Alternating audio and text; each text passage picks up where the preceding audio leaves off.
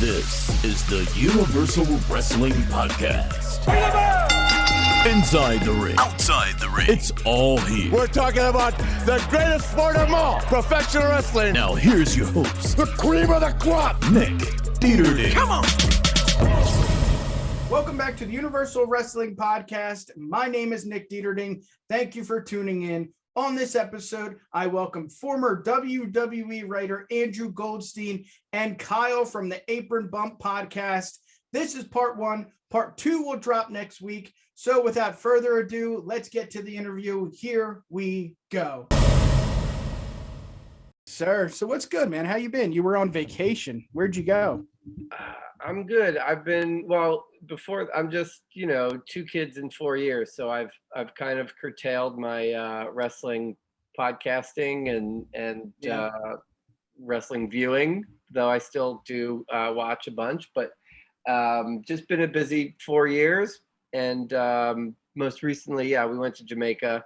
Nice. It was like the first normal thing we did in a while. We went with my wife's family, which was great. Cool. And then we all got sick when we got back, and then the basement thing happened, and then the Jewish holidays. So it's just I used to be like the easiest person to book on a podcast, and now all of a sudden I've become like the most difficult diva. So I appreciate your patience. We were supposed to preview WrestleMania, then we were like, let's recap WrestleMania, and now we're like a month away. Now WrestleMania was like a month ago. So anyway, thank you for your patience. Absolutely, man. Well, I mean, let's get into it. WrestleMania. Did you watch both nights? I did. Yeah. I enjoy your Philadelphia accent. It warms my heart. I say water. I'm starting to hear it. No, WrestleMania was cool, man. Obviously, just leaps and bounds better than the quarantine, Thunderdome WrestleMania with the theatrical matches and stuff like that. And it was just sort of the return to what the grandeur and the spectacle that WrestleMania deserves after, what are we at WrestleMania? We're 38 years in. I guess 38. Doing it, and so it just felt like WrestleMania, and I thought they like the entertainment aspect, Absolutely. I thought they over-delivered. Obviously, spreading it out over 2 nights feels cool. It's not this slog that WrestleMania was for like a decade of the 6-hour show. Yeah. And, I've said so many times the last 12, 15 years, like they don't do plot at WrestleMania. And, they actually did some plot this year, which was cool, that the Cody moment and the whole, bloodline and everything, like there were some legit, real nuancy plot. So I enjoyed it. And the Cody stuff lived up to the hype. Everybody knew it was happening, and it still was like a holy shit moment. Yeah. And to see that they gave him his full American Nightmare presentation, it felt like AJ Styles when AJ Styles debuted at the Rumble, and you got his name was AJ Styles, you got Phenomenal One, you know what I'm saying? Yeah. And it wasn't this like wink wink, we know who he is, but we're gonna call him something different. It was like, oh, this is our guy Cody Rhodes, but now he's this mature, top babyface, and we're gonna do the music, and we're gonna do the entrance, we're gonna have him in the robe, and we're gonna have him, reference his father and not shy away from all that, like all that stuff that they do with so many other so many other characters and superstars. They just they made the easy decision, which was like go with what's working. So I was a big fan of that moment. Yeah. And then on the other side of the spectrum, I just thought Sami Zayn and Johnny Knoxville was like Mount Rushmore of celebrity matches in 38 years of WrestleMania. That match, that was so much fun. I didn't roll my eyes once. Hilarious. I was like off my couch, like it really was amazing. Like shout out to Sami Zayn to buy in and do that and protect all those guys and be the butt of the joke. So like from the entertainment mainstream crossover matches to like the real deal serious wrestling, sports entertainment. I thought it was one of the best WrestleManias in a very long time. Yeah, I mean, I dig it too. Even the whole mousetrap botch, I didn't care because the match was so entertaining. We already had so much fun. It didn't matter. It fits in with Jackass and their whole like presence is like, they fuck up sometimes. It's supposed to be silly. You're not supposed to take it seriously. So even the fuck ups like even like added to the match personally. It was great. I loved it. I thought it was pitch perfect. That was great. And then we're you're burying the lead. I mean, Austin and Kevin Owens, like shout out to Kevin Owens. That dude, like, I mean, these guys re-signed with the company for this reason. Yeah, and it's like, to really like galaxy brain it, to like deep think it. It's like, this is what happens when you show loyalty to Vince, right? Yeah. You put in your years, you do your bets, you go through the bad storylines, you get you have your championship run, you have your comedy storylines, you have your sort of like you're going to lose in your hometown, they're going to shit all over you, they're going to break you down, build you back up a million times. And then when it comes time to show your loyalty, these guys did. And how were they rewarded? They were rewarded. I mean, Kevin Owens was rewarded with the match that everybody in wrestling has wanted for the last 16 years or whatever it was. He got to wrestle Stone Cold Steve Austin. And then on the other side, you had Sami Zayn, another guy who has been through the ringer in terms of WWE's booking. And he was in this match that made Sami Zayn a giant crossover star. Yeah. Yeah. I guess we should backtrack a little. Andrew, who the hell are you? Why are you on a wrestling podcast? I'm just happy to be interacting with humans that don't live in my house. In 2006, well, okay, let's go all the way back. Wrestling fan since 1986. Orndorff turning on Hogan on WWF Superstars was sort of the moment that hooked me, and since 86 I just have not been able to quit wrestling. And then in 2006, so like what is that, 30 years, almost to the day, I get hired to write and produce for WWE. So that was cool. Did that for almost a year, mostly on the SmackDown brand, but all three brands at the time. We had ECW. And from there, just sort of, as like when I left the company, the sort of internet was blowing up, and it became like, podcasts and internet shows and blogs and all that stuff. And so then I got heavy into sort of wrestling criticism and just, a wrestling fan for 35 plus years. Nice. Yeah. You said you were mainly SmackDown, correct? When you were a writer? Yeah, I mean, I was assigned to SmackDown, and that was like those were the meeting, like that, those were the shows I wrote. But then, you get to TV and you're working on Raw, you're working on ECW and everything like that. But yeah, I was on the SmackDown brand. So at that time, you're talking about King Booker. Right. Yes. You're talking about Chavo and Rey Benoit Mysterio. And Finley and Ray and Mr. Kennedy and MVP and Regal and Taylor and Eminem and London and Kendrick. I name all the tag teams because that was sort of my my assignment was sort of, I was in charge of the tag teams. And so like Casey and Idol, if you remember those dudes. Right. But originally I was hired because I had MTV on my resume. Oh. They had just sort of transitioned Miz into basically they took Miz out from Tough Enough and brought him over, and they basically wanted to use him to host the Diva Search competition on SmackDown. So they hired me originally to produce the Miz on the Diva Search on SmackDown. And then obviously, immediately I was just a writer on the show. It wasn't just, but that I think that was my shoe in to get the job.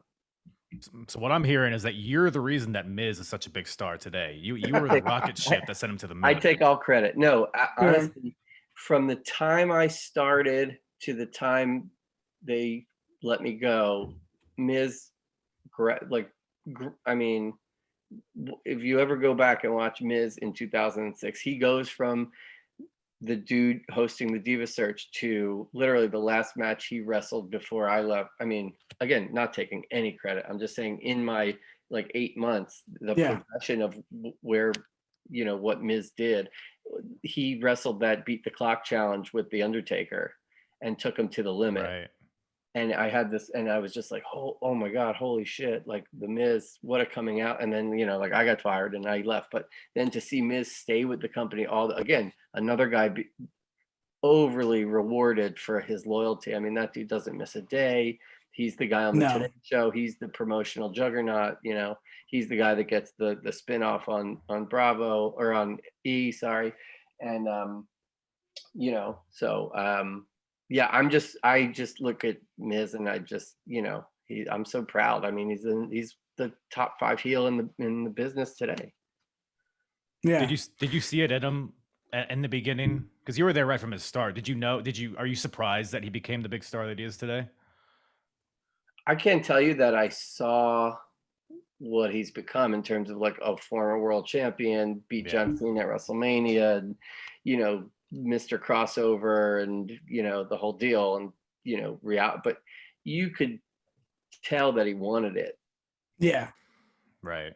Yeah. Even with his faux hawk and his terrible shorts. We were insulated. We were so insulated from like the ribbing that he was getting and like the legendary stories of the chicken. Yeah. Him out of the locker room. Like we didn't see any of that, but like you hear about it and that like he's not coming, he doesn't have like the most respect in the locker room, and he just showed up every week, and like I said, within 8 months he was in that Beat the Clock challenge, and he took Undertaker to the limit. And he like debuted that sort of clothesline in the corner where he his running clothesline where he clotheslines through, and we all kind of just looked at each other like, yo, Miz is kind of dope. Like he just hung with the Undertaker, and it was kind of like, so I got like a nugget of like, oh, he could be a major player. Mm-hmm. Yeah. So you wrote for Miz or with Miz? No, I mean, more so like produce those. At that point, the Diva Search were like interstitials during SmackDown. So got it. The segments I was assigned to originally. It was less working with Miz and more working with the Divas. Got it. And tag teams too, you said. And tag teams, that was my assignment. So I would we would write the show, and then they were on my call list. So I would call all the tag teams and tell them what they were doing at TV. And then when I got to TV and everything changed, I'd have to go and run and find them and sort of tell them what they were doing. Famously, on that note, if in 2006 there was I'm not the guy who can remember what pay-per-view things happened at, so you have to like go and do your research. But there was the pay-per-view where a bunch of superstars popped a like elevated enzymes thing, and they were off, like Khali and Bobby Lashley, and they had to rejigger the whole pay-per-view, right? Shit. As like a make good for all the people who bought the pay-per-view back when pay-per-views were still pay-per-views. Yeah, premium. Michael Hayes like put together the triple threat tag team ladder match with Regal and Taylor, who again, 2 old British guys who like know nothing about ladder matches, Eminem and I believe London and Kendrick, and it's the match where Joey Mercury takes the ladder to the face, and it's like the Hardys were involved as well, I believe. Armageddon 2000. That's actually low key one of my favorite pay-per-views of all time. Wow, look what we got here. I'm a wrestling nerd, man. There you go. We need a guy like you always. So that's the match where Mercury famously his like face slices. Yeah. But I tell that story because I was the one who had to go who had to sort of go up to Regal and Taylor and be like, guys, here's the deal. You guys are now booked in a triple threat ladder match. And Regal was like, okay, well. You bloody mind? Well, no, he was, he's the most polite guy. And he's like, well, of course. We'll figure out what to do.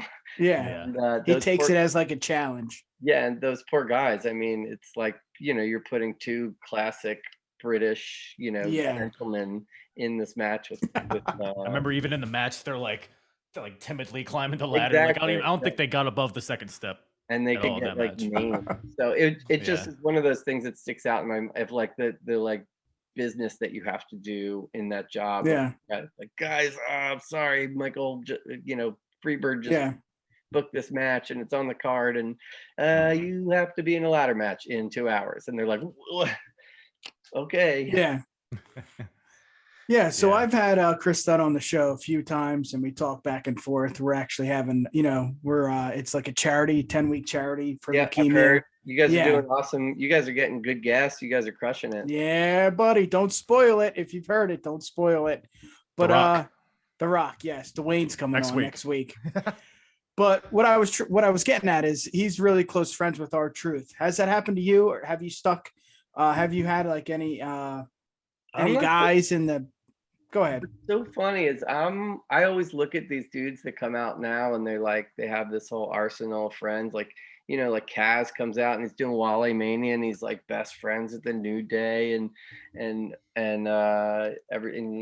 Dunn comes out and he still has like an established relationship with R-Truth. Yeah. And man, and then I hear all these other stories of on podcasts and stuff, and I'm just like, wow, that just was not my experience at all. But I will say, years later, I re-established with MVP, and now we're super buds. But I wrote a lot of. Again, you have to understand, I was like 25. I had no business. I had no confidence. I had no business in that job. I say all the time, if I got it 10 years later, I'd probably still be there, Yeah. So I was not a memorable member of the creative team, but MVP and I struck up a friendship that to this day. And then Mark Henry, who was sort of briefly retired at the moment, so I didn't work with him, but years later through Rosenberg and stuff, I became really good friend. And now Mark is like a guy that I talk, like we talk about our families and we talk all the time. And I tried to make TV shows for him. And so I would say like coming out of it, no, but then eventually through sort of the internet community of wrestling criticism and chat and fandom, I've become really, really tight with MVP and Mark Henry. Mark's the man. Yeah. The main event. He's the best. Did you work a lot with MVP? Because when you were there, that was kind of MVP's start, right? I did. I weekly contributed and wrote and produced the Mr. Kennedy MVP Unlikely Friendship / feud. They were they kept being put together as unlikely partners, and then they couldn't stand each other. That was sort of the story we were telling. So those dudes, and for a while after that, I kept in touch with Mr. Kennedy for a little bit. We haven't talked in a long time, but worked a lot with MVP. But again, it's like I was so shy and like I had no confidence to like even talk to MVP.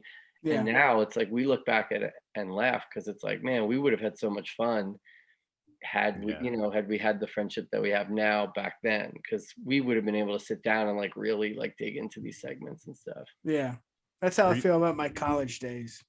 Yeah, right. Yeah. It's like, were you the one that gave the okay to set MVP on fire? I was involved in the Inferno match. Yeah. So it's your fault. We always bust balls about that, and he claims he was wearing similar gear in developmental. I say he wasn't. I say he was just wearing biker shorts. But my idea, basically coming into the job, I'm a Philadelphia. You'll like this. I'm a huge Philadelphia sports fan, huge Eagles fan, And in 2006, we were dealing with the Terrell Owens situation. Yep. He was doing the push-ups in the driveway, and he was, if you watched all those crazy videos of him, he was always in neck to ankle Under Armour, right? It was like the first Yeah. the first time we saw like the long sleeve, Yeah. Under Armour. So my thing was, we need a TO coming into the job. I was like, I want to build a TO type character who's always on the phone with his agent, blah, blah, blah. And they're like, oh, we have a guy in developmental, like basically doing that.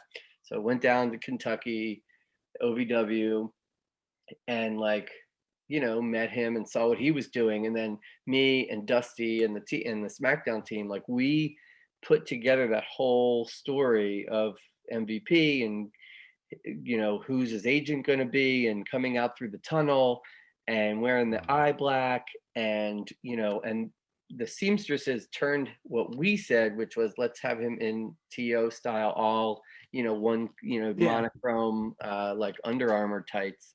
They turned it into make him look like a Power Ranger, and with like a zipper down the middle, whatever. MVP always says like, I was already wearing that stuff in developmental. I don't know, memories are, it was a long time ago, but nonetheless, that was sort of the nugget that I came in with, and I merged it with something he was already doing and doing insanely well, and it turned into that whole story. And the original end to the story was that Teddy Long was going to be his agent, and that it was going to be like a Teddy Long heel turn, as like, he was playing both sides of the coin. I'm the GM of SmackDown, but I'm also representing this high price free agent. And now I'm leaving my post as GM, and I'm just going with MVP. But then, Teddy couldn't take bumps, and there was just like no upside to having Teddy as a working manager. Yeah. And so we never really paid off the whole story of who MVP's agent was and that whole thing. So again,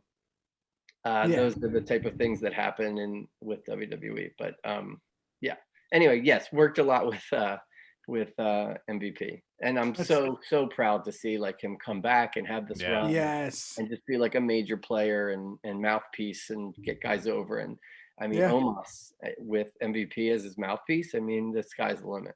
Yeah. Yeah. You brought up Dusty twice. Did you have any interactions with him? Oh yeah, man. That was literally the best part of the job. I said it the day I was fired, and I went back to get all my stuff and said my goodbyes. I hugged Dusty and I said, you were the best part about this job. That's awesome. He was the best. I mean, these were the days. I don't know necessarily how it works now, but these were the days of, you have a Raw writing team. They have Michael Hayes at the head of the table. You have the SmackDown writing team. You have Dusty Rhodes at the head of the table. You have the ECW writing team. You have Paul Heyman at the head of the table. So you had one daily sort of worker who was there to sort of book the physicality and help you book. Yeah. Really to book the show, and then you would go write what he was booking, is how it went. And Dusty was just, I mean, to like drive in a limo with Dusty Rhodes from like Topeka to Wichita and just like be able to ask him stories and ask him questions and have him, I mean, everything was exaggerated, and of course in his head he was still world champion. It was that mentality like right. Once you've been world champion, that mindset never leaves you. And so like walking through the airport, like he demanded full service attention from the airport staff, and he demanded the golf cart, and his, he didn't really ever roll, he didn't roll his bags, and and he taught us like the all the car road trip, making the towns etiquette. And it's the funny, I mean, we would sit in the writer's room waiting for Vince for hours to come in for our meeting. And these are legendary stories you hear on a million podcasts with a million ex-writers, that you sit and you wait until Vince shows up. And like I said, the internet was new, and we would just pop ourselves by going on early YouTube and pulling up old Dusty matches and have Dusty like do live sort of commentary, director's cut for us at this, like live at the table, like it was the six of us or whatever, and Dusty, and we would play like the Chamber of Horrors where Abdullah the Butcher is supposed to get electrocuted, and he's like, oh, that's good shit, buddy. That was good. And he was like telling us, he would like break it down and tell us to like rewind and be like, see that over there? Like, here's what happened. Yeah. He'd really give us the director's cut, and he would take credit for the good things and say, the things that were bad, he would explain why they were actually good. He was just hilarious, and he was like naked a lot. He was just, of course, hilarious. Yeah. Just throw that in there. Yeah, you'd go like at TV, you'd like go in the locker room to go find him, show him a script, and he'd just be like putting his boots on, and that would be all he was wearing. Like, was he like working out, or why did he take his clothes off? He just like it. Well, it was, I was there during the Survivor Series with the Legends team, so he was kind of working. Okay, yeah, got it. And so I just have a vivid memory of like bringing him a script, and he was like in cowboy boots and not much else. Jesus. Like, what's up, buddy? Yeah. Oh, yes. Let's hear it. It was great. I mean, I'm a huge, like I said, I've been watching wrestling since '86. Yeah. In the Philadelphia area at that time, you got the WWF Saturday shows, but then at noon, you put on PHL 17. Yes, sir. You got NWA Worldwide, and that was the real shit. And that's crazy. I'm a huge Flair, vintage Flair, Dusty, Mark, and so it was huge. It was really incredible. It was like working on SNL. Yeah. Right. You're around, and then all the other, like, talk about all the other legends. I mean, you go to TV and it's like Arn Anderson's there, and Ricky Steamboat's there, and Dean Malenko is there, and Mike Rotundo and Sergeant Slaughter, and they're all just walking around, and it was like the wrestling magazines come to life. Yeah. Right. That's crazy. Awesome. And as a fan, like you were, there's nothing better, Yeah, and it's like, got the job way too early, because again, if it was like in my 30s, and I just would have been able to ask such better questions and have like a better appreciation for like the knowledge that they, I was just intimidated to talk to most of them. Yeah. Right. But like I would have sought out Gerald Briscoe and been like, tell me, like, can I drive you to the airport? Like, I would have done all those things, but I just had, I was 25. I didn't know. Yeah. I was just trying to survive. Yeah.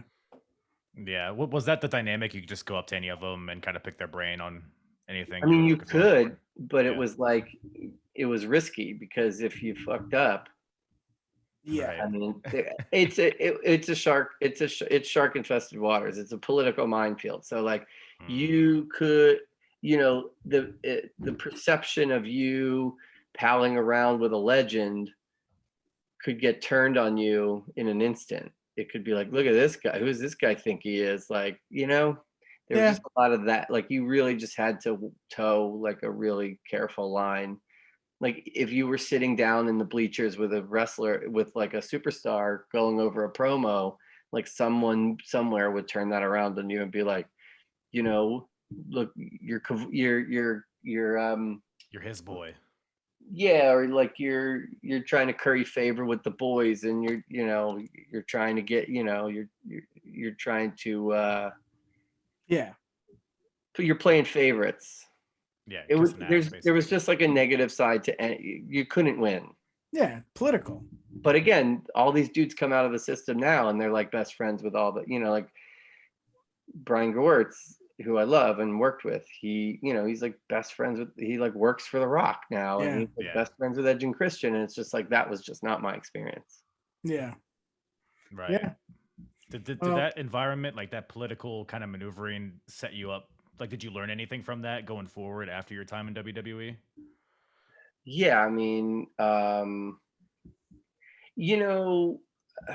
like, to be self-critical, I think, again, I came from a comedy background, and I wanted to sort of bring that. I kind of wore that as a badge of honor in that job, and I wanted to bring that to the work that I was doing, and so, because I came from sort of a comedy background, like there was a lot of comedy and joking around in our personal writers meetings, and then in the TV production meetings, like, I mean, it was a sight to see, to watch Brian Gewirtz sitting at the head of the table with Vince and Kevin Dunn and Michael Hayes, and going over the show and doing impressions of everybody in the room and cracking jokes that popped Vince. And so I would see that and be like, oh, I can do that.